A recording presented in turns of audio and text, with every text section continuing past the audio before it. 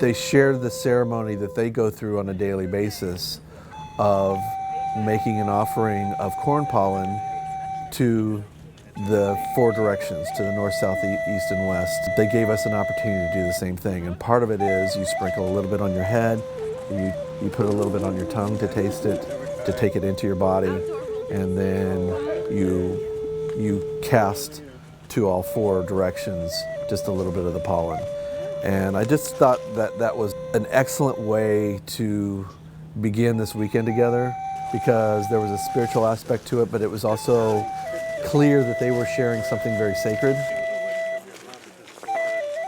Up and down.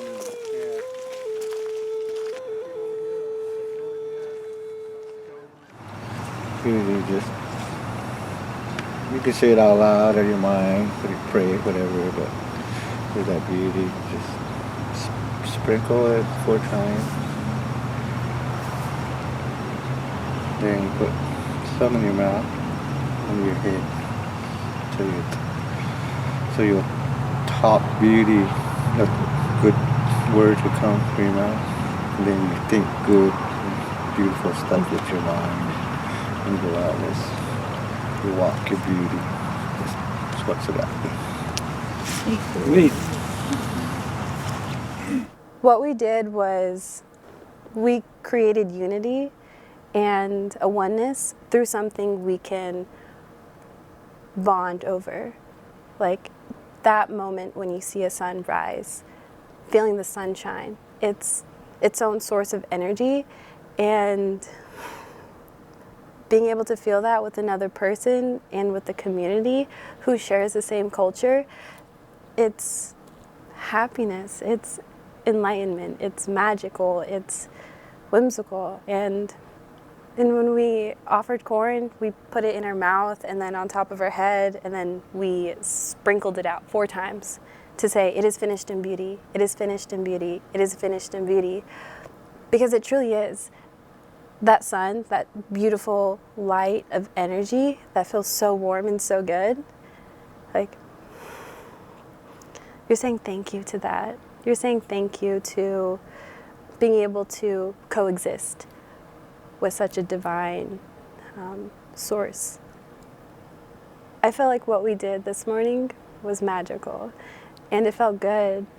It felt good seeing other people try to understand what I value and what I believe in, and to understand the people around me who believe the same things. And seeing people do what I do, that's something that's so sacred to me, was truly amazing. Like, I wanted to shed tears. I wanted to scream to the sun and to that moment. Like, thank you. I'm grateful. I'm blessed, and it's all about blessings. You know, I say a certain event was my favorite, but I think they all were my favorite because we had this big drum circle. I had built earlier in the week a fire pit out by the YMCA building at the water tower, and it was a fairly large, it was about 8 feet across with stacked pavers, and then we built a big bonfire. And we asked the new drumline, Hanover College drumline, to join us out there. We had buckets, we had sticks, we had anything that we could bang on to make noise, and we invited people to come out. And I think there were between 60 and 70 people that encircled that fire. Okay, we're going to get started here. So, against our guests' better wishes, I brought out a microphone so we could hear a little better because I didn't know how many people were going to come. But thank you for coming out tonight. This is kind of what I envisioned when I thought about this back in April of last year, and Grace and I first started talking about the possibility of putting an event like this together. And I think it's a treat, you know, to be able to be on our campus, to be outside in nature, to be surrounded by all the beauty, even though it's dark. We've got stars above, we've got the embers from the fire, and we've got all these people who are here, kind of a unified purpose of being on this campus to learn and to share experiences. And so as we talked about what culture is, and the ability to understand each other is really understanding each other's stories and history. And I was talking today with our guests, and they're standing over here. I've got Harrison Yazzie, who is Grace Harrison's dad. And I got Fernando Tayo over here, which is Grace's uncle. And they spent the whole day here with us today. They got in last night. We all kind of forgot about the 2-hour time change. So this morning was a little rough for them because we were out here right around the sunrise, and we hiked through the woods, and we came out here and we did a morning blessing. And we offered up corn pollen to talk about beauty, and that we were kind of dedicating the day and ourselves, our thoughts, and our speech to beauty. And as I was talking throughout the day with Fernando and with Harrison, I said, you know, one of the things I talk about all the time with my class is narrative and storytelling. And that goes back centuries to the dawn of man. That's how we learn from each other. So to be on this institution of higher learning, we're going back to our roots. And we're telling stories, and we're sharing culture, and we're understanding each other. We're having fun. It's about love, beauty, and I want you to have a good time tonight. I want to make a big sound.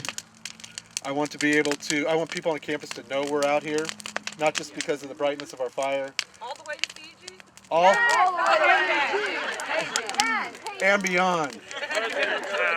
I want revenge for all that Pirates of the Caribbean music we have to listen to all the time.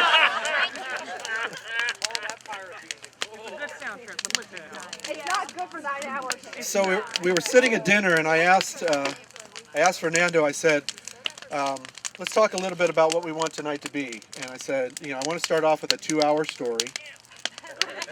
And his face got really kind of the scared look on it, but it was like, okay, I don't like you anymore, but I'm going to trust you. And they already started with some stories of, they were talking about constellations and the importance to their culture and their community.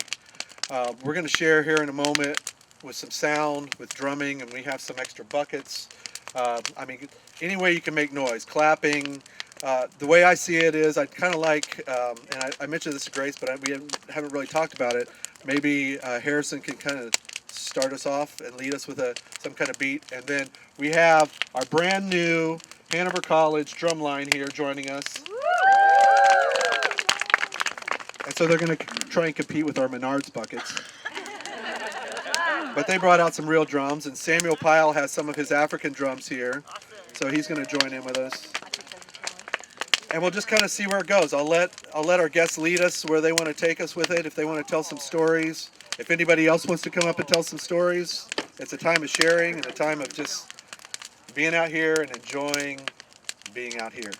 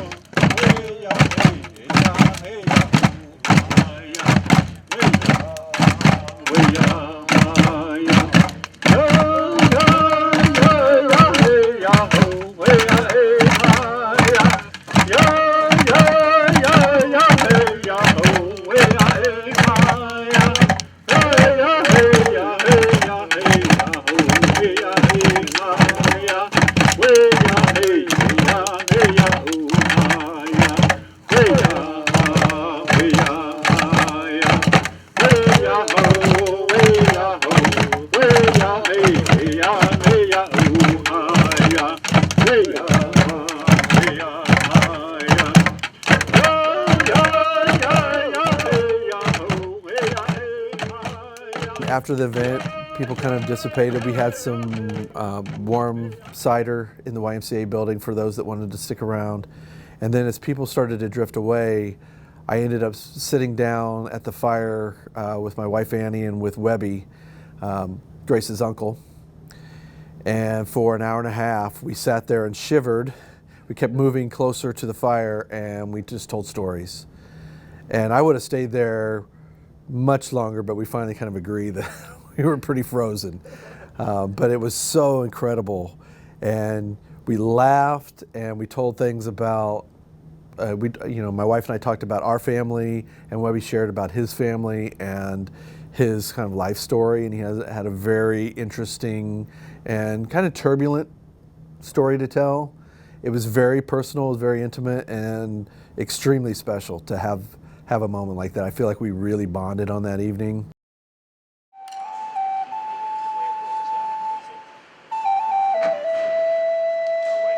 And Saturday started off in the morning with, we kind of let everybody sleep in. And so we started off kind of mid-morning over at the campus center, and they did a demonstration on building teepees. That's something that Grace's father, Harrison, does ceremonially on the reservation. And our original intent was to actually build, to have skins and have long poles available. And we were going to build a real-sized teepee on campus and keep it up for the day. In their ceremonies and on the reservation, they're not built to live in, they're built for ceremony. So they're constructed in the morning, say, you have your event, and then they're deconstructed in the evening. So that was kind of the plan, but then as we started looking at the logistics of how much canvas we were going to need to represent the skins, and especially the poles, we needed 13-foot poles. We were going to go out in the woods and look for some dead trees and clear them, and time just kind of got away from us with everything that was going on. And we had about 20 people gather in the Withrow Center, and Harrison kind of walked everybody through the process, and we had canvas, and everybody stitched their teepee together and bound the poles that we had. We just used dowel rods, and that was a lot of fun. A lot of laughter at the different tables of people,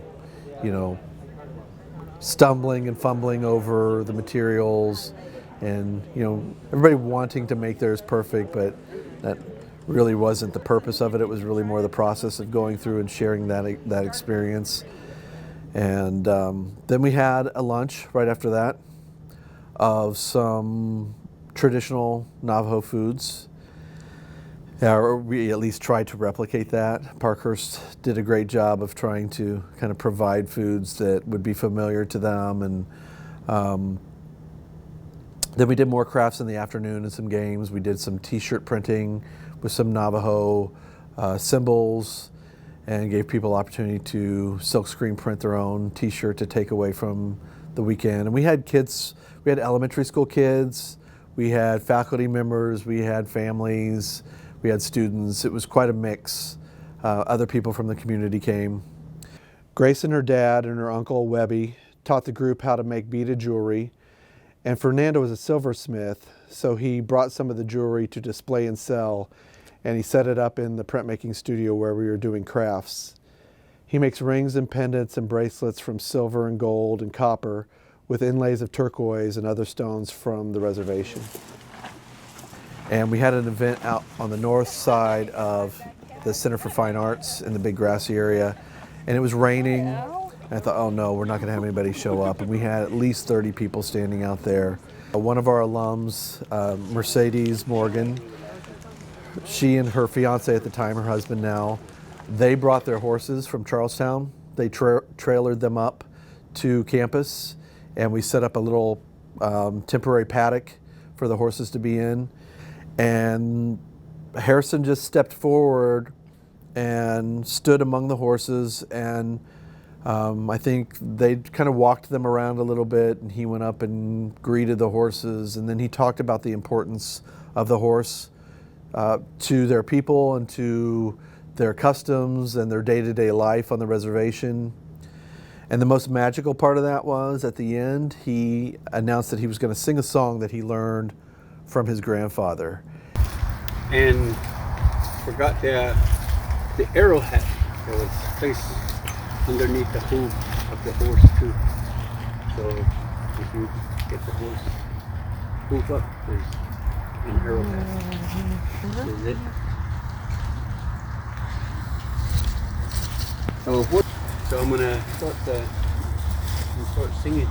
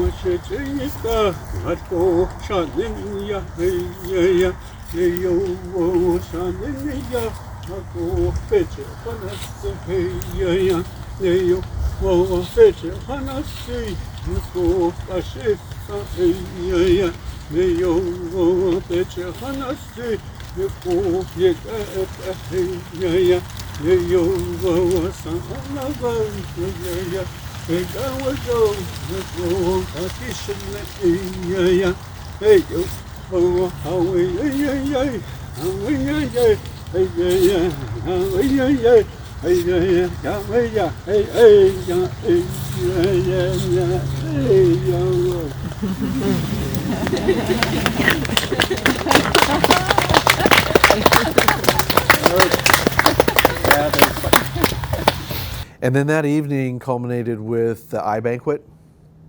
And so, as a part of all the international students that were presenting their cultures, we participated with some really special food. We had one of our alums, Liz Brownlee, and her husband Nate. They provided a sheep for us so that we could have mutton. So they actually butchered for us for this event. and they delivered that on the day before, and so we had it in the coolers all night for Parkhurst, and we were able to do a mutton stew, and the corn was brought from Arizona that went in because it's a very particular special kind of corn that they used, and it's a very simple dish, and so that was one of the dishes that was put out for the buffet for the Banquet. And then Webby played his flute, and he was amazing. It washed over everybody. It silenced the room. It was very, very, very haunting almost in a way, but in a beautiful way. I got kind of tearful during it because it was just so special. And they asked him to come up and play some more because everybody enjoyed it so much. And Webby and Harrison really enjoyed the banquet. They got an opportunity to kind of learn about other cultures, and they thought that was really special to learn about some other international cultures. Then on Sunday morning, we got up very early, and we went out to the point, and we had a tent set up, and we had a table and chairs, and then pastries and coffee and juice, and just a really light breakfast. And then we hiked down into Happy Valley. And we talked as we went, and they talked about being in the woods and the importance of nature. And Webby told a lot of jokes. He's a very funny person. Lots of laughter. And that's something that I remember from the whole weekend. There was a lot of laughter and a lot of joy.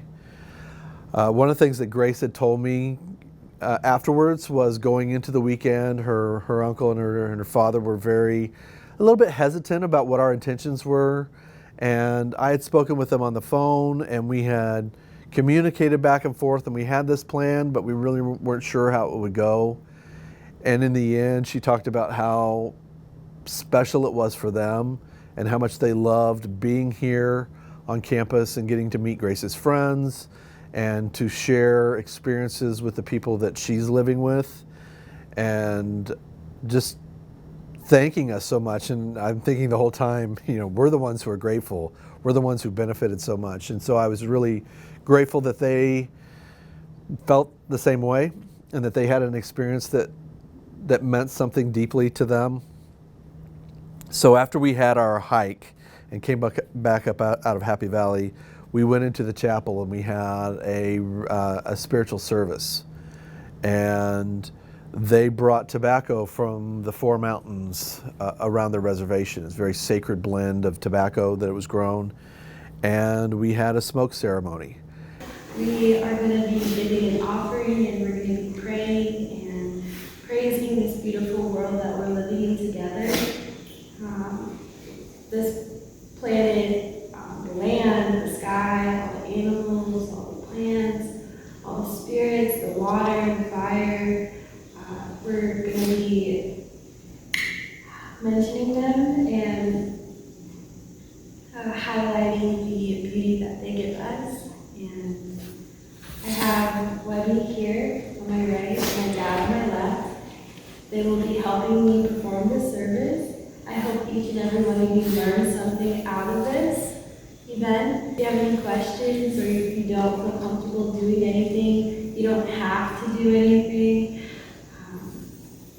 I just want you guys to feel peaceful, feel comfortable. This is a safe place, and to enjoy this morning because it is so beautiful. The sun's out, I see it coming through the window. And thank you all for gathering here. Brought a pipe that I have made over the summer. I took a course at my tribe's college called Hanover College, and I took a Navajo pottery class for 2 semesters, and this was one of my outcomes. This is very precious to me. There was so much work that went into making this pipe. I had to go out into the desert with the group of students I was with, and I had to gather the clay from nothing, just in buckets. And from that, I had to go through a whole process of adding water to the clay, grinding it up with my hands in the bucket, making sure and when you're working with clay, it's a whole other process. You're working with your hands and you're using your mind and creativity. You are envisioning some shape or outcome you want. And this was mine. I had the vision to create a pipe I could smoke tobacco out of. And I'm glad that I could share this with you guys today. And smoking tobacco, Navajo culture is very sacred. And to start us off, my dad will be saying a prayer for us in our language, and he will translate it to the best of his abilities in English. So yeah, what I got here is going on mountain smoke. Yeah, so the people they give them that to the 4 mountains that we have that I mentioned yesterday. So people they go out there get these herbs. So like Webby said, this is all natural, organic. So there's nothing added to it. Thank you. Yeah, and then at the end of this smoking ceremony, me and Grace kind of talked about it, and we're going to do a song too at the end. That song is we're going to do it's called a traveling song that we have too. So that when we're here, we're done with this event, we're going to be all going back. For places like for us, we're going to be going back. So, kind of like make this song is like, make a way, a path, be going back. So that, that Native people believe, like the 4 mountains that we left, there's our home.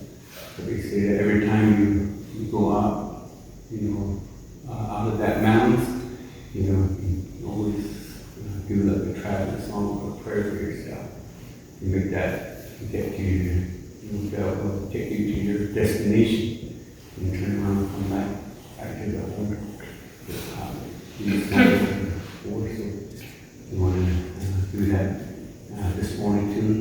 Maybe you have plans, for this holiday, Thanksgiving. You'll be on the road, so that will take you to your destination safely and come back. And daily life. So that's what we're going to do too. And let you know that. Yeah. If you don't want to take it, you can just place yourself with it.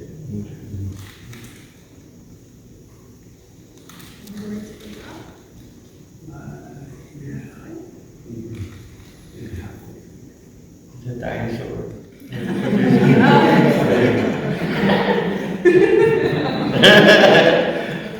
Back to the character, reptile, T-Rex.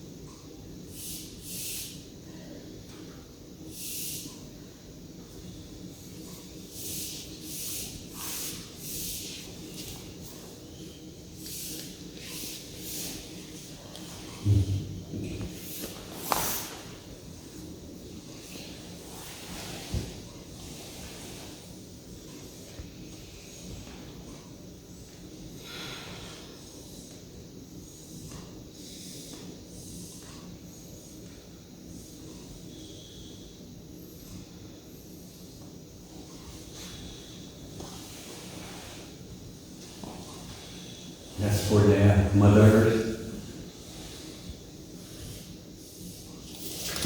And then you go up on the other side. Then you go four directions.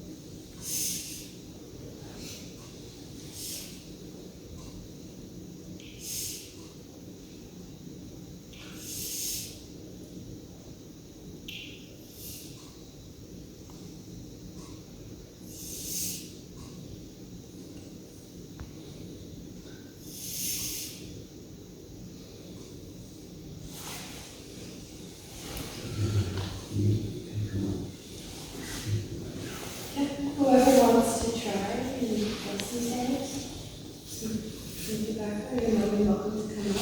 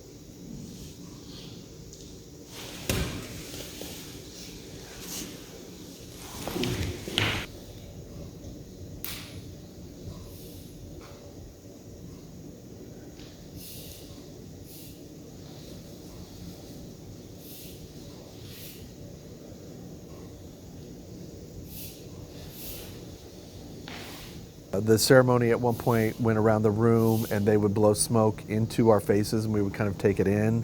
And then they gave us the opportunity to also smoke from kind of communal pipe, which obviously right now with the pandemic we wouldn't be able to do. But it was very special.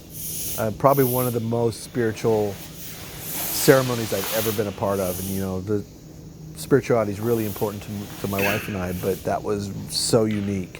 And I felt so blessed to be able to have that experience and share in that way. I want to thank you, all of you, for sharing here this morning. That you gave a good blessing from it. So, thank you. Then that was it. You know, we kind of hugged each other and gave our pleasantries, and then they went and had lunch so they could have some private time with Grace before they left. And we took them to the airport, and that was very bittersweet to take them and kind of let them go. We wanted to keep them longer.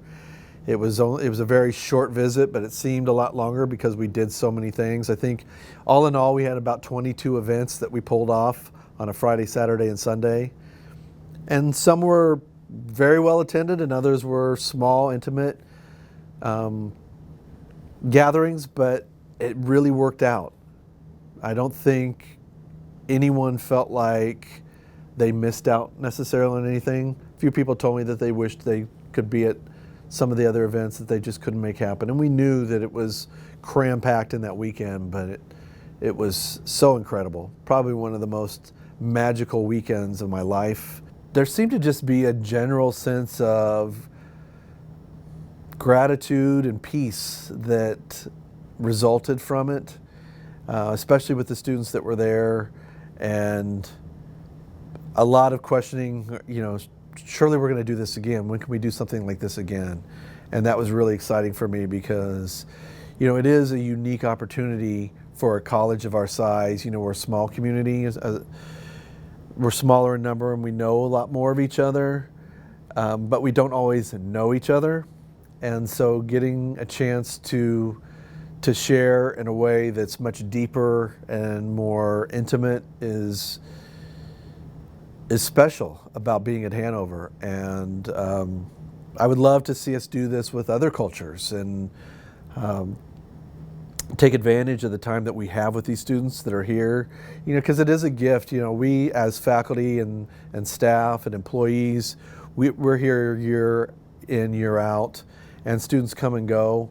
But the time that they're here, the 4 years that they're here, is very special, and it's something that it will end for them, and we'll have a new crop come in. But really stopping to enjoy the students that are here right now and to learn from them and to allow them to share their experiences and their stories. I talk a lot in my program about narrative, and there's so much narrative that we can share with one another just based on where we come from and the things that we've done in our lives. It all kind of comes crashing together here at Hanover College, and it's important for us to slow down and take the time to learn those things about each other.